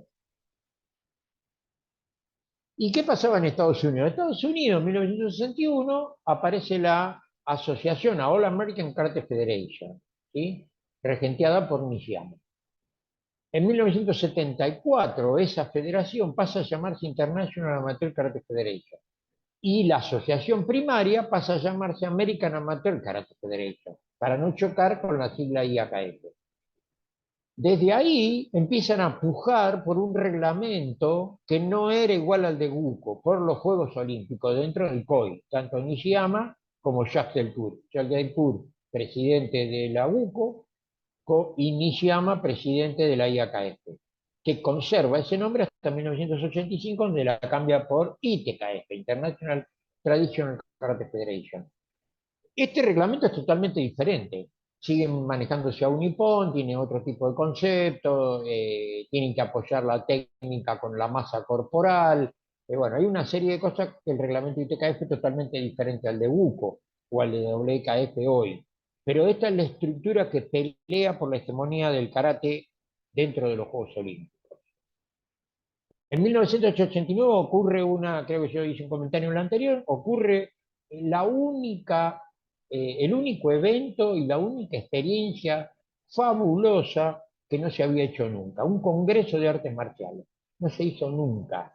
En 1989 se hace un congreso de artes marciales en Okinawa, que se llamó Okinawa Bugeisai, a la cual tuve el honor de participar y estar. Fueron 2 días donde se vieron todos los tipos de artes marciales que había en Okinawa, que fue la que dio un poco de fundamento a la idea de juntar las organizaciones, en ese caso la Zen Okinawa Karate Oremei y la Ken Okinawa Karate Oremei, unos muy tradicionalistas como la Zen y unos pro Estado, la Ken Okinawa, se ponen de acuerdo para hacer el Okinawa Karate Kobudo, el primer torneo que en 1995 se llamó Torneo Premundial, al cual nosotros hemos participado.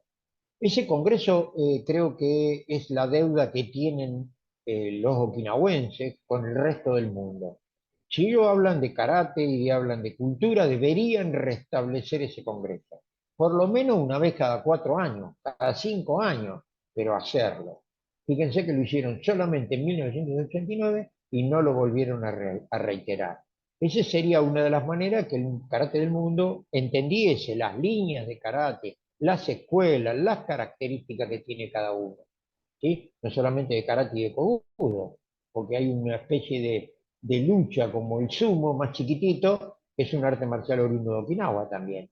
Entonces, todo eso tiene que ver con este congreso, y este congreso es el que dio lugar a esta idea fundamental que ha tenido, lo deportivo. Bueno, no vamos a avanzar más porque le voy a quitar el espacio a Cecilia ya. Eh, yo después le voy a pasar un videito, mírenlo, cómo es la estructura del karate en la Argentina, que es interesante. ¿Sí? Les voy a pedir que lo miren porque ahí van a ver quiénes son los pioneros. Acá no podemos tomar al Judo Karate como fundamento histórico, ¿sí? Hay sensei que realmente nosotros le hemos dado un reconocimiento como corresponde. No solamente el caso de Miyasato Sensei, Tsuchiya, Itaya, Hamamoto, bueno, está Kamine Sensei, está Kaoru Miyagi Sensei, ellos dos todavía viven. Tsuchiya también vive en Japón, pero vive. Eh, le voy a pasar el vínculo del videíto, mírenlo, ahí yo explico quiénes son los entes pioneros de karate en Argentina, explico cuáles son las organizaciones pioneras y cuáles son las organizaciones oficiales hoy en Argentina. ¿Sí? Se habla mucho, pero se hace poco. Las organizaciones oficiales, les guste o no les guste al mundo del karate, solamente para cerrar voy a decir esto, solamente hay dos, la FAC, que tiene el número 50 en el Registro Nacional de Instituciones Deportivas, y la FACO, que tiene el número 103 dentro del Registro Nacional de Instituciones Deportivas. Todo lo demás son organizaciones de hecho. No tienen personalidad jurídica, no pertenecen al Registro Nacional, no están afiliados a la Confederación Argentina de Deportes, como lo están estas dos. Estas son las dos organizaciones oficiales en la Argentina que regentean, o sea, más que regentean, yo creo que no es regentear, que se vinculan con el Estado. Son las únicas dos que tienen vínculo con el Estado, son las únicas dos que pueden emitir certificaciones, por ejemplo, licencia especial deportiva nacional de la Secretaría de Deportes, solamente FAC y FACO la pueden emitir, son los únicos que tienen los vínculos con el Estado y cumplen con lo que el Estado exige para que se emita esa licencia especial deportiva. Esa es una de las maneras, hay otras más. Así que bueno, sé que los dejo con un montón de dudas y con un montón de ganas de querer seguir hablando, pero eh, vamos a terminar acá. Después les paso el vínculo para que vean lo que es la estructura y los maestros pioneros de la Argentina. Así que bueno, por ahora esta es la última clase. Igual nos vamos a mantener en contacto para ayudar a armar las monografías. No se preocupen, de último armamos una reunión de monografías y ahí todo el mundo la arma. Acá la monografía la van a poder hacer basada en los conocimientos que adquirieron acá en el instructorado. Acá lo que sí tiene que hablar es de karate, ¿sí? Porque este es un instructorado nacional de karate. Tiene que hablar de karate, lo puede hacer desde lo histórico sin contar la historia del karate otra vez como tantas veces lo he leído desde el judo karate o lo que copian y pegan de la red. Si lo hacen, háganlo desde los conceptos de esta cátedra. Si no, no lo hagan. O elijan otra materia y fundamenten desde esa materia qué es lo que quieren expresar ustedes de karate. Desde la didáctica, qué les parece a ustedes cómo lo pueden hacer, si arman un dojo o una escuela dentro de una institución. Eh, no sé, busquen ustedes, desde el entrenamiento pueden plantear cosas del entrenamiento, desde la fisiología o desde la cátedra de entrenamiento, lo que se habló, qué es una entrada en calor, para qué, cómo estructura una clase. Ustedes tienen la habilidad para poder hacerlo. Elijan una materia o elijan dos o tres materias que fundamenten su trabajo. ¿Sí? Y es una monografía simple, pero tiene que ser una monografía con léxico universitario, por favor, que haya buenas correcciones, que no haya errores ortográficos, porque necesitamos que todas esas notas las vamos a publicar y la gente que lo va a leer le va a dar cierta calidad a la lectura, porque se va a dar cuenta que el instructorado es algo importante e interesante. Sí, no publicamos cualquier cosa. Así que bueno, Les agradezco que me hayan escuchado. Bienvenida, Ceci. Le doy